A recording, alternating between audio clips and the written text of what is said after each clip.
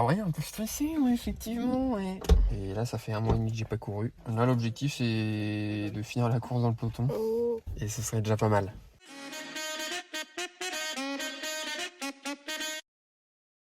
Bonjour à toutes et à tous et bienvenue dans la Mayenne à Lignières-Orgères pour ma reprise des courses après 1 mois et demi de coupure. Et la reprise s'annonce très difficile puisque la course est en Open 2 avec, vous le voyez, une très belle course de 98 km avec 8 boucles différentes, un parcours assez atypique qui change des circuits traditionnels et avec plus de 1300 mètres de dénivelé positif, ça risque d'être un sacré chantier pour mon retour à la compétition. C'est parti. Au départ de la course, je suis assez stressé parce que pas très confiant sur mes capacités physique après cette coupure d'1 mois et demi. J'ai peur d'être un peu à l'agonie et de lutter pour ma place dans le peloton. Alors j'ai pas complètement arrêté le vélo pendant cette coupure, mais j'ai pas fait d'intensité. Donc au lancement de cette course, je suis assez prudent, je vais évidemment pas tenter n'importe quoi. D'abord pour moi l'objectif, je dois voir comment mon corps réagit à l'allure d'une course. Et première bonne nouvelle, alors que j'étais pas vraiment bien placé sur la ligne de départ, pendant le fictif j'ai réussi à me faufiler là sur la gauche de la route vers l'avant du peloton, ce qui est une bonne chose puisqu'à l'avant je vais avoir de moins grosses relances à faire que si j'étais à l'arrière du peloton. Donc un bon point pour mon objectif de début de course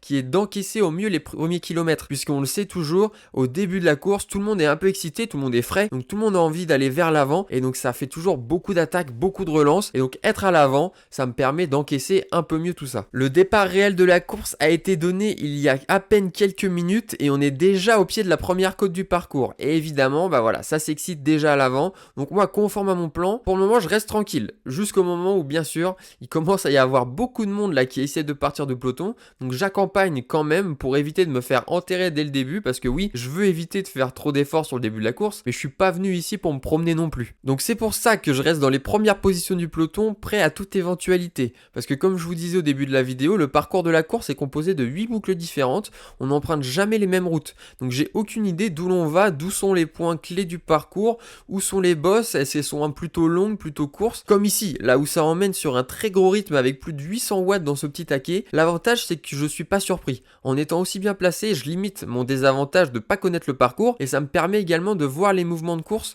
en haut de ce petit taquet qui s'est monté très vite, donc c'est une belle occasion de s'échapper, je le sais, donc je suis prêt à réagir. Et quand je vois là-haut Émile placer une attaque, j'y vais pas tout de suite. Parce que je reste d'abord sur mon premier objectif qui est d'éviter de faire trop d'efforts sur le début de course. Donc quand Émile part tout seul, c'est clairement pas intéressant pour moi. Si je l'accompagne et qu'on part à deux, ça va être une débauche d'énergie qui va être trop importante au début de la course. Mais je reste prêt à y aller si plusieurs coureurs tentent de partir à leur tour. Un coureur de Laval ici en rose, il va à son tour, mais ça reste toujours pas intéressant, il reste que deux. Et au moment où Victor là à droite attaque à son tour, je suis un peu bloqué. J'aurais bien aimé l'accompagner puisque cette fois à 4 à l'avant, alors ça reste quand même pas beaucoup avec 90 km encore à parcourir, mais à 4 c'est moins suicidaire qu'à 2, sauf que je suis un peu coincé là au moment où il fallait y aller, donc tant pis, je prends mon mal en patience, je me dis que ça va repartir à un moment donné, ils sont que 3 à l'avant, donc on va pas en rester là. Alors que ça fait 10 km que les 3 coureurs sont partis à l'avant, ça commence à s'exciter dans le peloton. Bientôt 30 minutes de course, c'est là qu'il faut être attentif, puisqu'on arrive dans un moment critique où certains coureurs vont commencer à être fatigués, et c'est ces mêmes coureurs qui vont créer des trous. C'est pour ça que je reste dans les 15 premières positions pour être prêt à sortir. Ça fait 30 minutes là que la course a commencé, je me sens plutôt bien.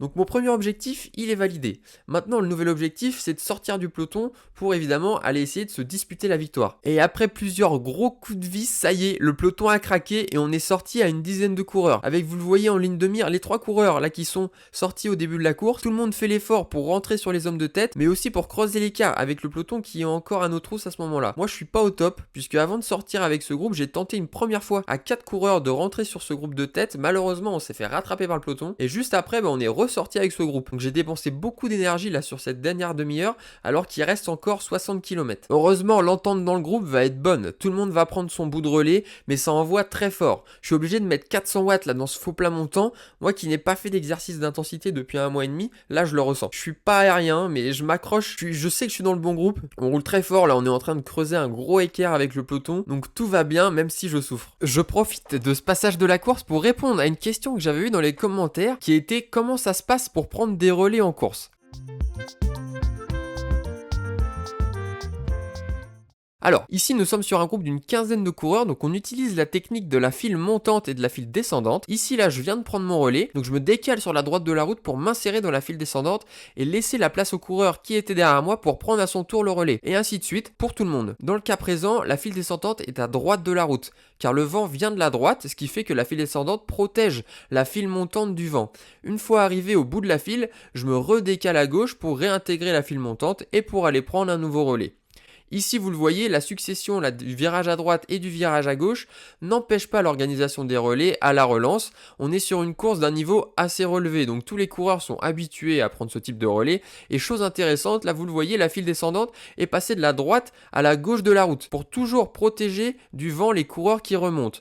Ce type de relais est plus efficace pour aller vite sans non plus trop dépenser d'énergie. C'est la manière la plus efficiente d'avancer. Ce qu'on recherche tous à ce moment de la course, c'est creuser l'écart le plus grand possible avec le peloton en dépensant un minimum d'énergie. Sur les courses FFC en open, c'est assez instinctif pour tous les coureurs. Dès qu'un groupe d'échappés est suffisamment nombreux, cette organisation est utilisée. Voilà, j'espère que l'explication et l'illustration ont été suffisamment claires. N'hésitez pas à me poser d'autres questions sur les courses ou autres et j'y répondrai en vidéo si j'ai un cas concret pour illustrer ma réponse. Alors qu'on continue d'envoyer plus de 500 watts là dans tous les petits taquets qui se présentent devant nous, on a dépassé la mi-course et avec plusieurs minutes d'avance sur le peloton, c'est une certitude, je suis dans le groupe qui va jouer la victoire. Qui est déjà un bel objectif de rempli pour ma course de reprise, mais il faut penser là à la suite de la course. Comment va se dérouler le final, et pour ça, il faut analyser les forces en présence. Et la mauvaise nouvelle, c'est que deux clubs sont surreprésentés avec deux coureurs chacun. C'est le club de Caen là en bleu et vert, et le club de Laval ici en rose. Je connais pas les coureurs de Laval, mais les coureurs de Caen, je les connais et je sais qu'ils sont meilleurs que moi. Donc pour la suite, s'il y a un mouvement de course, donc potentiellement de nouvelles attaques, il faudra réagir si au moins un des coureurs de ces deux clubs y participe. Il faudrait être présent avec eux parce que le risque, c'est que leurs coéquipiers nous enterrent. Et pour le reste du groupe, je connais 2-3 coureurs comme Émile et Florian, qui je sais, on est à peu près du même niveau, donc je dois pouvoir jouer avec eux, me battre pour une bonne position à l'arrivée. Sur la course, il y avait un classement grimpeur et un classement des points chauds avec 4 zones pour chaque classement à se disputer. Et heureusement pour moi, ces classements n'étaient pas trop disputés. Là, vous le voyez ici, sur le deuxième point chaud, seulement 2 coureurs ont attaqué pour se jouer les points, ce qui fait que l'allure ne s'accélère pas trop. Et tout au long de la course, ça a été le cas. À ce moment, on a déjà fait 2 grimpeurs et 2 points chauds, qui sont des moments potentiellement critiques avec des attaques où il faut augmenter l'allure, ce qui est pas bon pour moi. Là, pour le moment, je suis habitué à rouler au train, donc à une puissance assez régulière, et plus je dois mettre des pics de puissance, moins je vais être à l'aise sur le vélo. Et donc par chance, après ces zones critiques, des classements par points et grimpeurs, le groupe se met de nouveau à bien collaborer, ce qui fait que l'on reste sur un rythme régulier, ce qui est parfait pour moi. Plus longtemps ça va durer comme ça, mieux ce sera pour moi. J'attends les 2 dernières bosses du parcours qui, je sais, vont jouer un rôle décisif pour le gain de cette course. Mais avant d'entrer dans le dénouement de cette course, je tenais à féliciter l'organisation de la course puisque le parcours est très sympathique. Ça change des courses avec un même circuit que l'on fait une dizaine de fois.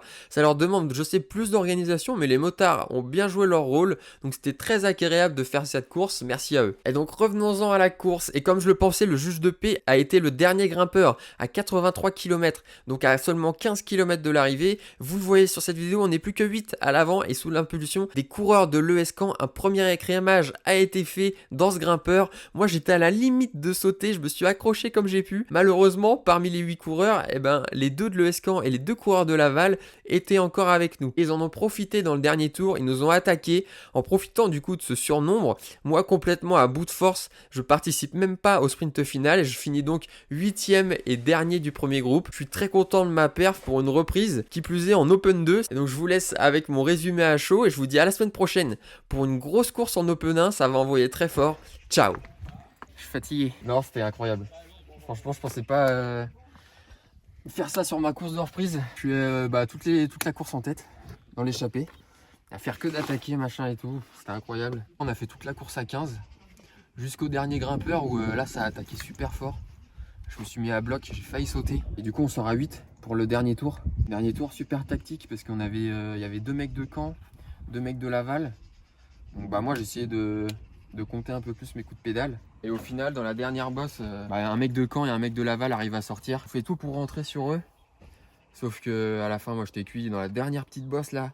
Pour rentrer sur la ville à moins d'1 kilomètre de l'arrivée, j'explose. Du coup, je finis dernier du groupe, je finis 8ème. Je pensais pas faire ça pour la reprise. Je me suis dit, j'espère tenir le peloton. Et au final, je fais toute la course en échappée. Donc, trop bien.